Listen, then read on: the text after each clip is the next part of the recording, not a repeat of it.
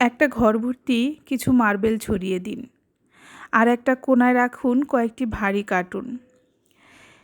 এবার কয়েকজন পুরুষকে এনে এক এক করে বলেন, তোমরা কোন কাজটা করবা? হয় একটা একটা করে মার্বেল কুড়াও, আর না হয় পড়ে থাকা 3টা ভারী কার্টুন সরাও।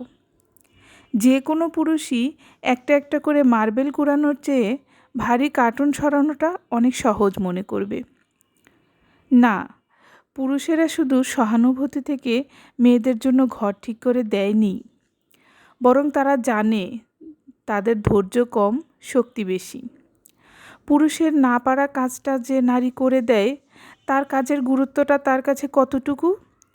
পুরুষ শাসিত এ সমাজে মেয়েটা নিজেও মাথা নিচু করে বলে সে নাকি কিছুই করে না।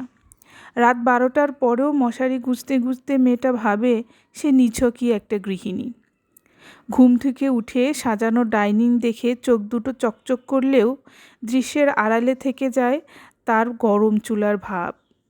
লবণ কম অথবা ঝাল বেশি পুরুষের দৃষ্টি না এড়ালেও গরম তেলের ফোসকা পড়াটা ঠিকই থাকে তার দৃষ্টির আড়ালে।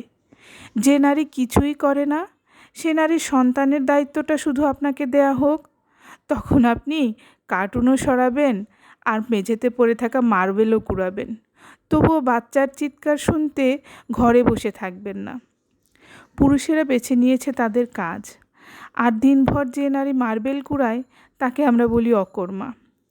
যে নারীর স্বামী নেই, আমি তাকে মাটি কাটতে দেখেছি, কিন্তু যে পুরুষের বউ নেই তাকে আমি কখনো ঘরবাড়ি সামলাতে দেখিনি।